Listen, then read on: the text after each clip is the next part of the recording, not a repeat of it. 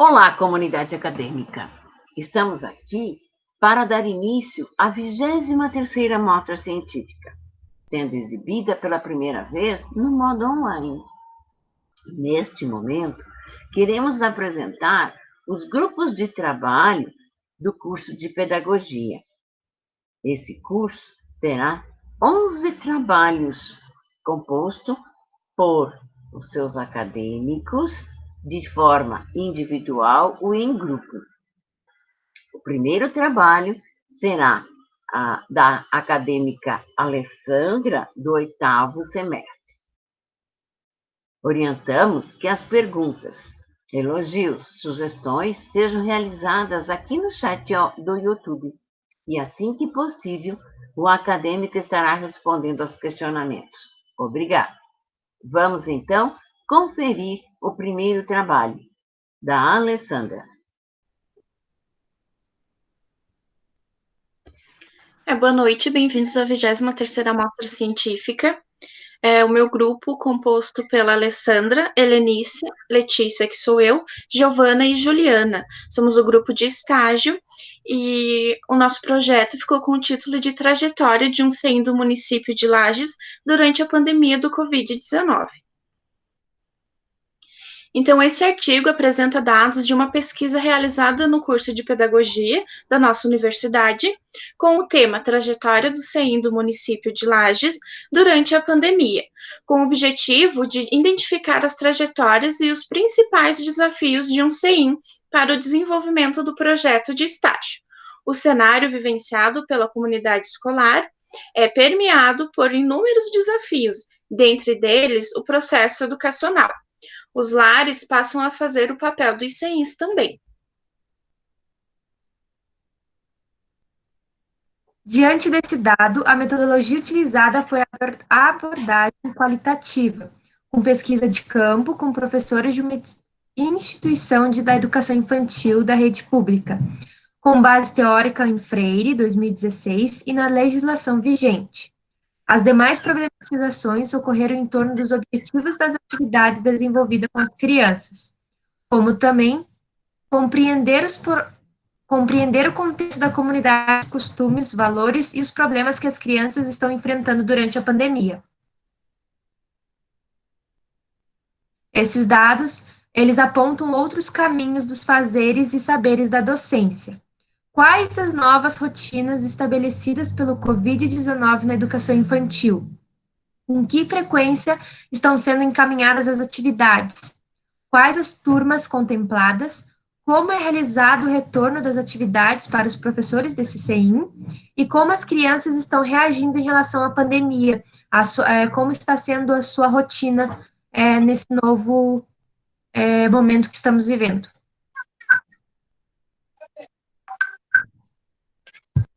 Então, o CEIM, né, que a gente realizou a pesquisa, atende crianças de 0 a 5 anos e 11 meses, atende do berçário 1 ao pré-2, atualmente possui 258 crianças, sendo a sua maioria no período integral, formadas por 15 turmas, que são distribuídas da seguinte maneira: são 4 turmas de berçários, 1 e 2, 4 de maternal, 1 e 2, e 2 turmas de pré-1 e 3 de pré-2.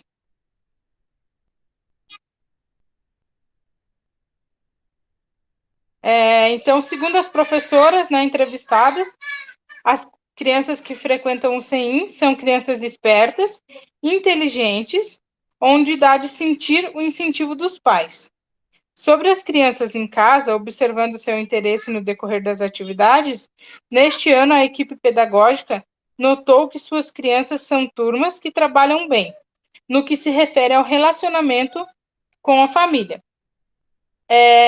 tendo um retorno bom do desenvolvimento das crianças.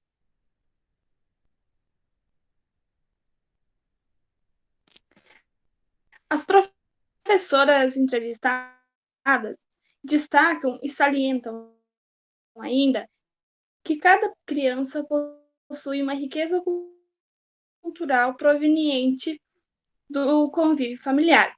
Ainda assim, Cada criança, cada indivíduo possui habilidades que são naturais, que são comuns, entre elas a socialização, a motricidade, os conhecimentos de raciocínio lógico, a literatura e narrativas, brincadeiras populares e cantigas de roda, entre outros. No que diz respeito à família, um dos seus papéis principais é a socialização da criança, isto é, a inclusão no mundo cultural mediante o ensino da língua materna, dos símbolos e regras da convivência em grupo, englobando a educação geral e parte da formal, em colaboração com a escola.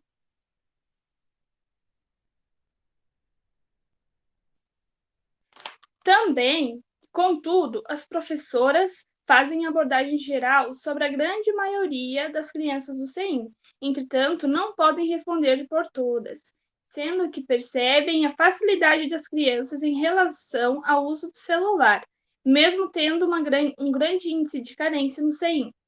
As professoras relatam que sempre procuravam conhecer e atender às especificidades individuais da turma, trabalhando de acordo com os objetivos da BNCC, com predomínio na vida cotidiana das crianças, com as suas necessidades cognitivas.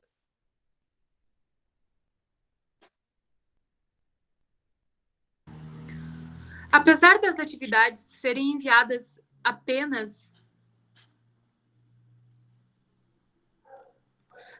um dia da semana, é necessário que os profissionais pensem no desenvolvimento das habilidades e nos objetivos de conhecimentos, que possam estar planejando atividades lúdicas, propiciando a criança de realizar, a explorar os conceitos e conhecimentos específicos necessários da etapa de ensino. A participação da família na escola é de extrema relevância para o desenvolvimento das crianças. Por isso, o CEIM organizou dias e horários onde possa estar entregando as atividades aos pais e recebendo as que já foram realizadas por seus filhos. Mas também. Obrigada pela atenção.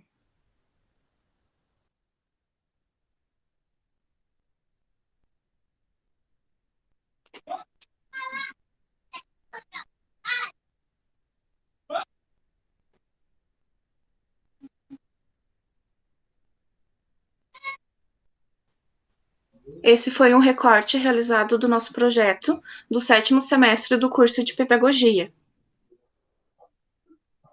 Agora deixamos abertas as perguntas, né? Se alguém quer perguntar como foi a nossa pesquisa, a gente está à disposição. Muito obrigado, Alessandra, e parabéns pela sua apresentação.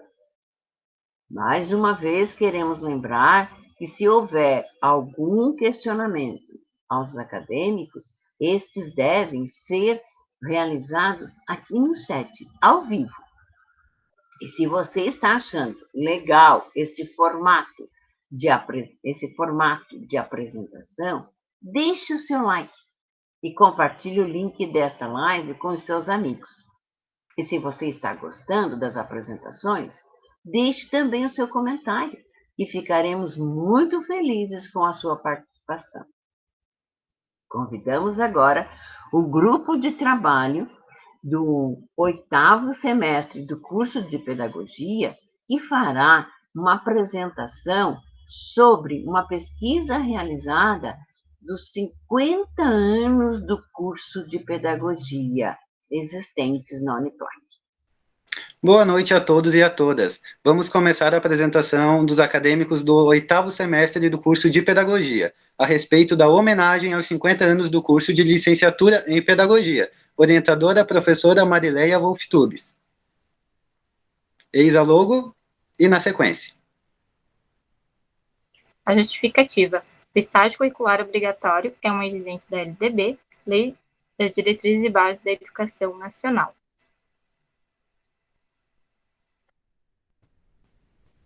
Então, a importância do estágio é a aquisição da prática profissional, no qual o estudante vai estar botando em prática todo o conhecimento aprendido na graduação, fora que vai estar aprendendo a solucionar problemas do cotidiano educacional. O estágio na área da gestão escolar, ele fortifica os princípios e saberes do corpo diretivo, e necessita possuir uma boa atuação. A seguir, a gestão, e nós vamos discutir também os aspectos administrativos e pedagógicos entre os acadêmicos.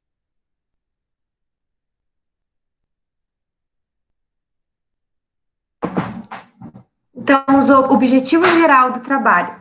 A importância do estágio, que o estágio é uma etapa importante para o desenvolvimento da carreira de todo profissional, é mais do que ganhar uma experiência, ele possibilita para os estudantes conhecimento, competências, o conhecimento para a vida acadêmica profissional e pessoal, e homenagem ao curso, os 50 anos. Bom, nós vamos relembrar a história do curso, que isso é importantíssimo, né? Para manter a importância do mesmo. O exercício da coletividade aos acadêmicos, ou seja, o exercício do trabalho em grupo, né? A importância de saber trabalhar em grupo. Isso a gente aprende durante todo o nosso estágio. E homenagear os profissionais da pedagogia, que não poderíamos deixar de fazer isso, né? Porque são todos importantes.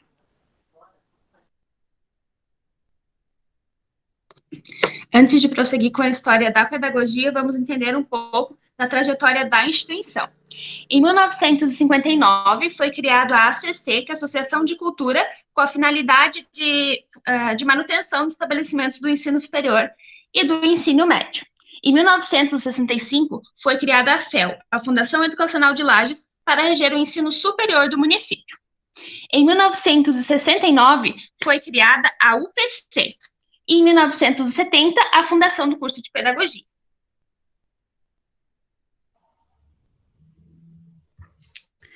Bom, então vamos entender um pouco da história do nosso curso, né? A profissão, né, do pedagogo, do professor, é considerada uma das profissões mais antigas e ela também é de extrema importância para a nossa sociedade. Então, apesar das burocracias e a ditadura militar do país em 1970, o curso de pedagogia foi fundado juntamente com outras licenciaturas, como forma de revitalizar a economia e buscar um melhor desenvolvimento para a cidade de Lages com mão de obra qualificada. Especificamente, em 1º de agosto, no Colégio Diocesano, após o vestibular, se iniciou o curso do curso de pedagogia pela professora Súria Chedid, a primeira diretora do Departamento de Educação e Cultura do município de Lages. Vale ressaltar também que a estrutura curricular era semelhante da atual. Algumas disciplinas eram impostas pelo regime militar. Com alguns exemplos, mostra-se que a universidade sempre teve em seus objetivos formar politicamente, no sentido amplo da palavra, que muda o seu significado em senso comum conforme o tempo. Além algumas disciplinas com influência da ditadura militar, também havia no currículo filosofia da educação, sociologia e sociologia da educação, disciplinas que ainda faziam parte do currículo até 2018. Outro fator citado por Pitts, que estudou um pouco sobre a trajetória do curso, é que a estrutura do curso se dividia em 2 períodos. Nos primeiros anos, o acadêmico era apresentado a um cunho abrangente. Após, ia escolher alguma especialização para cursar nos 2 últimos anos, e estes seriam orientação educacional ou supervisão escolar.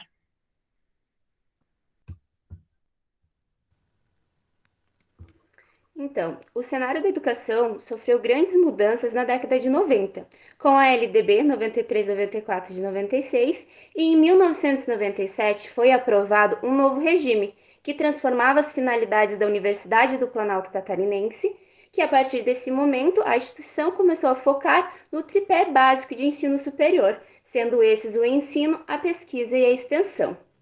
Já em maio de 2006, foi aprovado pelo Conselho Nacional de Educação, a qual definiu o campo de atuação do pedagogo, que é amplo no seu currículo, podendo então ser desempenhada na educação básica, voltada para a educação infantil e anos iniciais do ensino fundamental. Essa profissão possui um campo vasto, podendo ser exercida também em diferentes locais e funções como hospitais, empresas, sindicatos e espaços não formais, além da própria escola, podendo atuar na coordenação, gestão e orientação.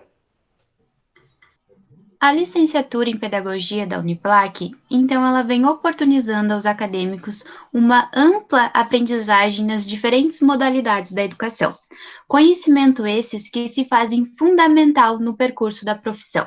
Esse saber se articula com a teoria estudada em sala, norteada por pensadores críticos e renomes na área da educação, juntamente à articulação do saber e as experiências dos docentes, e a prática realizada nos estágios.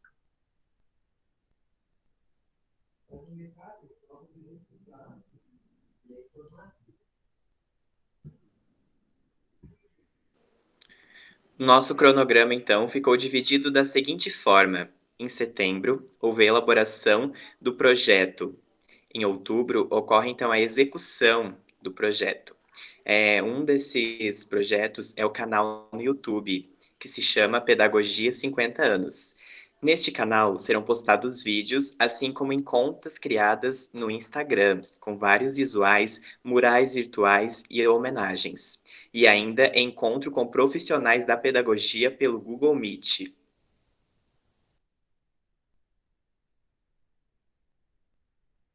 E, por fim, as referências utilizadas nesse projeto.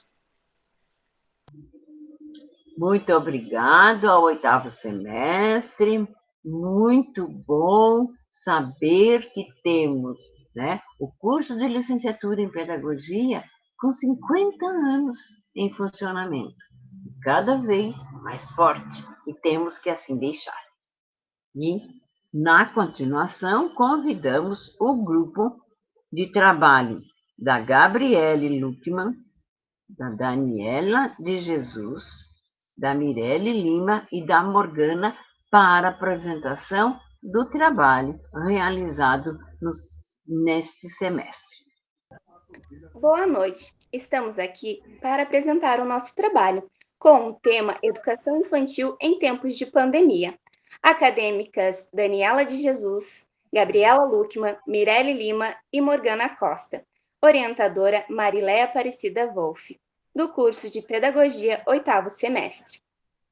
Nesse artigo, tem como objetivo principal experienciar as vivências da educação infantil em tempos de pandemia, assim como apresentar os desafios percorridos mediante a atualidade. Focaliza, em seguida, na formação dos profissionais que atuam diretamente com essas crianças, abordando mudanças curriculares necessárias diante das tecnologias utilizadas pelos docentes.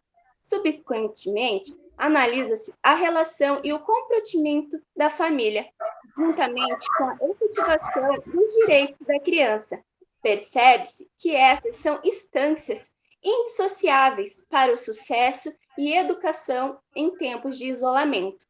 Os referenciais teóricos utilizados tiveram como uma fundamentação, foram grandes autores como Freire e Vygotsky. Pois bem, então, a escola e o educador em tempos de pandemia.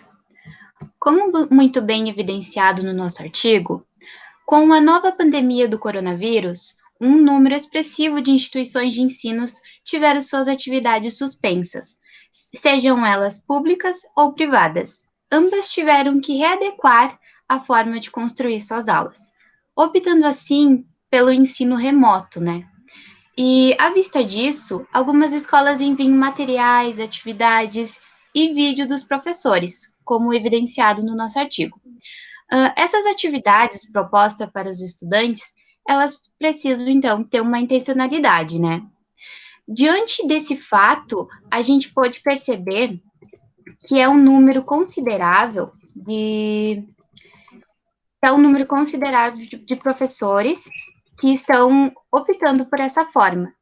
E, então, dentro disso, a gente pensou, como está a formação do educador e até mesmo esse conhecimento que ele tem sobre a sua classe para estar organizando e encaminhando esses materiais. O educador, no caso, ele sabe onde os estudantes residem, com quem passam a maior parte do tempo, e, juntamente, as implicações da questão da disponibilidade dos pais. Como está sendo esse auxílio, né, para os pequenos em relação às atividades junto aos pais? Então, nessas questões, no nosso artigo, a gente pode pensar que é possível estar adequando os materiais de modo que melhor fique para cada educando. Pois bem, então compreendemos que conhecer as reais condições das crianças nesse cenário atual é uma forma assertiva de fazer com que a estratégia nova, né, utilizada pelas escolas e pelos professores, ela funcione, ela dê certo. Em continuidade, a gente colocou da importância que é a comunidade escolar, juntamente aos pais, conhecer essas crianças, como já dito, e o compromisso que a modalidade tem de interar-se com os pequenos em todos os seus aspectos, né? E esse compromisso, ele ainda se torna mais fundamental a meio esse cenário atípico que estamos vivendo. A gente colocou também a questão da convivência, né, com seus vínculos familiares, né? Como que está acontecendo isso? E a gente percebeu que foi possível que é possível que o educador busque estratégias pedagógicas que sejam condizentes com as vivências, as habilidades, a maturação do educando, conforme, né, está colocado no referencial teórico no referencial curricular nacional para a educação, que a gente colocou como embasamento no nosso artigo. São questões fundamentais postas lá. Inclusive, a gente continua falando que no momento em que vivemos, esse saber, ele se torna crucial, né? Saber de onde o estudante mora, né? Como está sendo esse tempo de pandemia. E, por fim, então, assim sendo, é crucial considerar seus estudantes, o meio social onde estão inseridos, que experiências cada um tem, e esse saber, né, de como se dá o processo de ensino e aprendizagem de cada um, considerando, então, suas individualidades.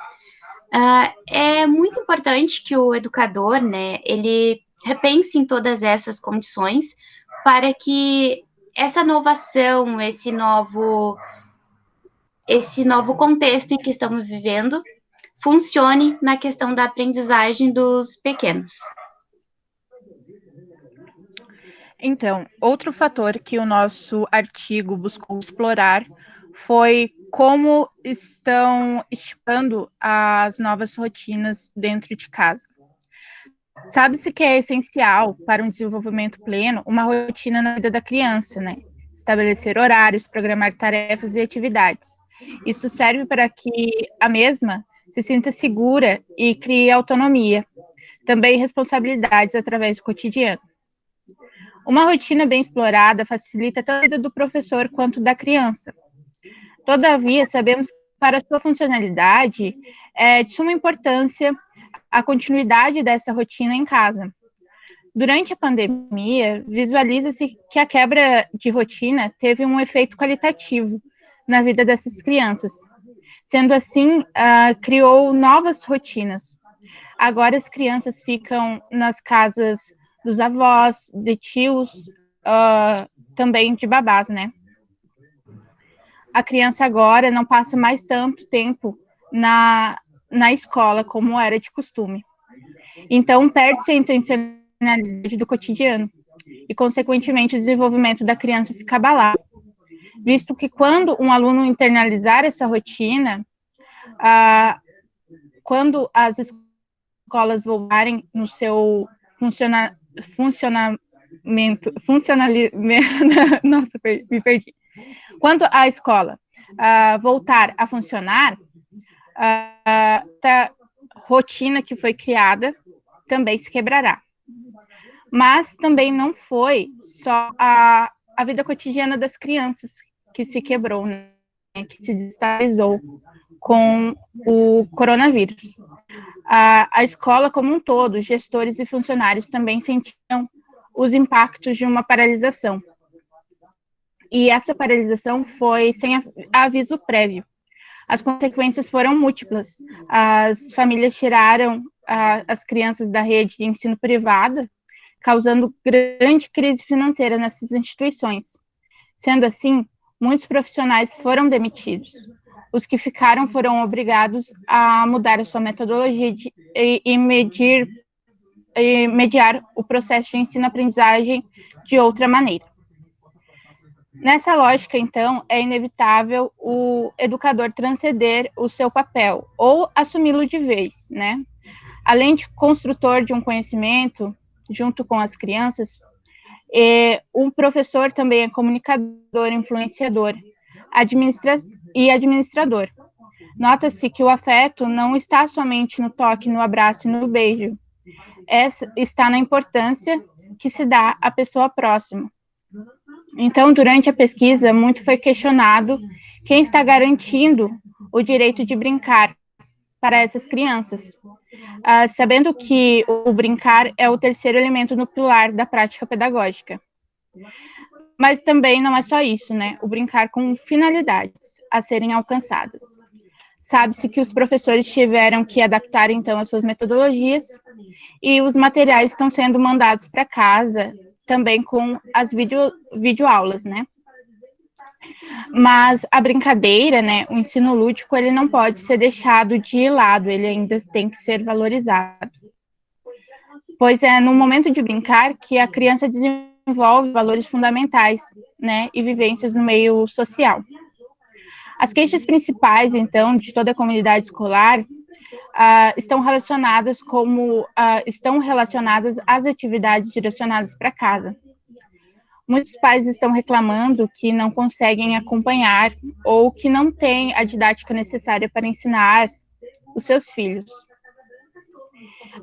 E os filhos também, durante 7 meses, né, que está durando essa pandemia, eles já estão cansados de fazer as atividades em casa. E muitos argumentam até que a casa não é lugar de estudar. Por outra via, os professores estão trabalhando dobrado para dar conta de um currículo flexível, privilegiando todas as crianças.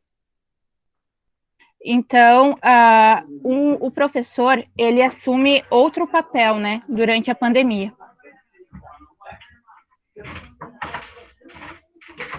Como os colegas falaram, as atividades estão sendo enviadas para casa, muitas vezes por meio digital, em forma, né, de atividades online, ou estão sendo entregues, né, pessoalmente na casa das famílias. Mas vale ressaltar, em tempos de flagelo, como está sendo a educação inclusiva, porque aquelas crianças que na escola, antes da pandemia, né, estavam juntos com os professores, não apoio eles para realizar as atividades e compreendê-las em casa, muitas não estão tendo esse apoio, porque, como foi citado anteriormente, os pais não têm a didática necessária ou não têm paciência para ficar ali tentando ensinar o filho, né? Crianças com deficiência, elas têm um pouco mais de dificuldade, têm que ter um pouco mais de ensinar.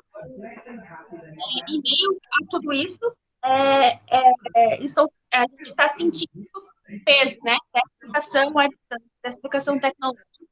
Mas vale ressaltar que o aprendizado, tanto dessas crianças, mas elas carecem mais, né, sobre distanciamento, precisam mais aconchego, quanto das outras crianças, ele está sendo mediado à distância. Quanto à educação tecnológica, os professores nunca antes precisaram lidar com essa situação de ensinar online. Então, a gente teve um curso de formação em informática para saber lidar com essas questões de envio de atividade, ou até mesmo com a questão de aula, né, online, assim. O desafio é maior quando a gente retrata esse tipo de educação, a educação digital. As escolas brasileiras não estão preparadas para isso, nosso povo não estava preparado para isso. A gente sempre teve aquela educação baseada na educação tradicional, né, uma fileira atrás de fileira, professor na frente do quadro, e eu acho que isso está sendo ressignificante. Quando a gente voltar para as escolas, a gente vai aprender a lidar mais com a questão do celular, né, as crianças com o celular, vamos aprender a usar essa ferramenta como modo de educação, assim, né, para as crianças poderem, em vez de elas pesquisarem outra coisa no celular, elas vão aprender a usar aquilo como um instrumento pedagógico. Por fim, então, né, compreende-se que há uma grande diferenciação das atividades enviadas, né, para casa, com as que eram realizadas na escola, né, no ensino normal, entre o pedagogo e os educandos. E como destacado, né, nas escritas, faz-se necessário toda uma formação continuada, né, ainda mais nesses tempos atípicos que a educação está passando. Utilizar, né, esse tempo em home office para estar estudando e buscando novos cursos que irão auxiliar na execução das aulas. Além do mais, é preciso, né, que a gente possua conhecimento sobre os nossos estudantes, para assim fazer todo um planejamento de acordo com todas as singularidades e eventualidades do momento, garantindo assim o direito de aprender, né, o direito à aprendizagem, o direito à educação que o indivíduo possui de acordo com a LDB 93/94 de 96. Onde mesmo, né, nesse período de aulas remotas, com essas atividades entregues, a gente percebeu que muitas crianças estão conseguindo se desenvolver, mas também se leva em consideração todas as variáveis existentes, então não se tem um êxito completo nessa mediação.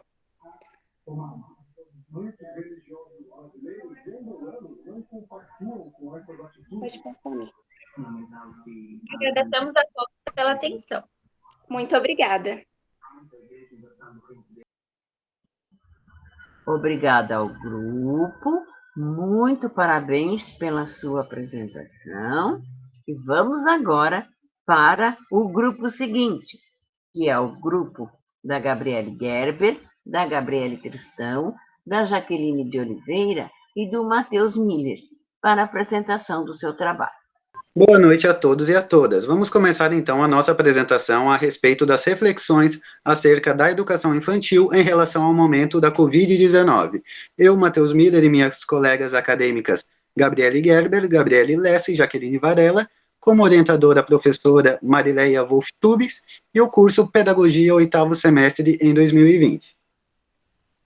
Na nossa pesquisa, utilizamos a seguinte metodologia: com finalidade básica e caráter exploratório. Foi utilizado um centro de educação infantil com 2 participantes, uma auxiliar de gestão e uma professora de pré-escolar. A coleta de dados foi efetuada de modo com entrevistas semi-estruturadas ou perguntas abertas com ambas. A pesquisa de campo foi de natureza qualitativa. Utilizamos também em nosso trabalho autores como José Carlos Libânio e Paulo Freire. Construímos um artigo com base na pesquisa nos seguintes capítulos: aspectos significativos sobre o desenvolvimento integral de bebês e crianças, sendo o primeiro, trazendo um pouco sobre o desenvolvimento integral, de que o docente deve atentar para os aspectos de cognição, o aspecto motor, o aspecto social e o aspecto cultural no desenvolvimento de cada bebê e de cada criança. É o olhar da criança como um todo, um desenvolvimento integral e pleno, porque não se deve atentar somente para as questões de cuidar ou de educar. São os 3 eixos norteadores: cuidar, educar e brincar, com base em interações.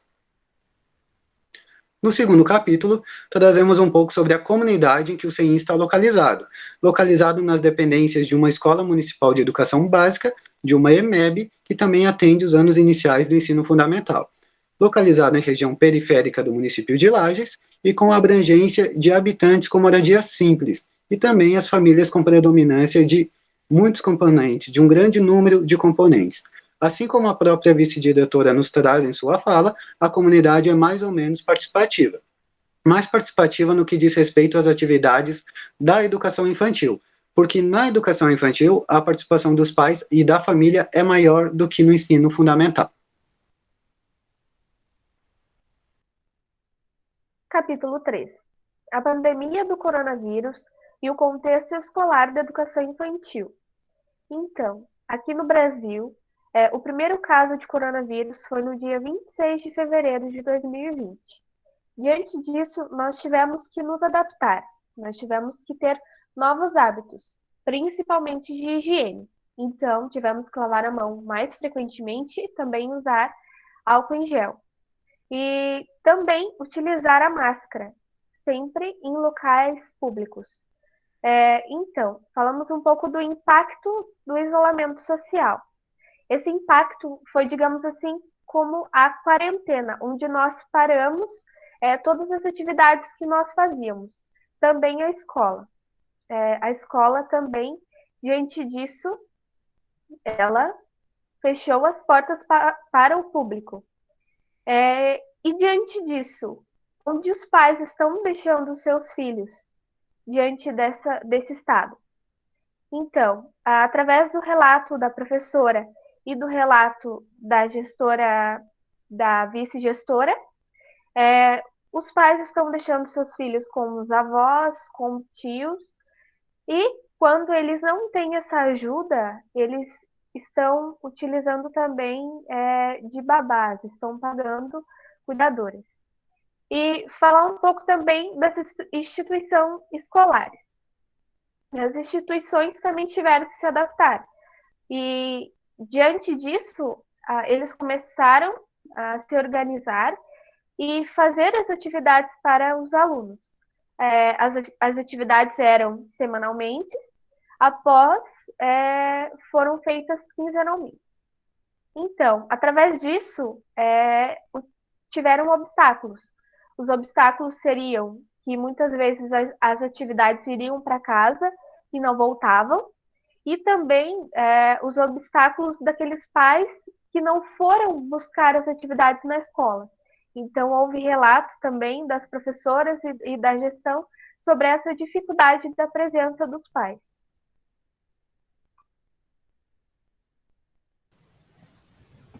Capítulo 4. A gestão escolar no contexto da pandemia.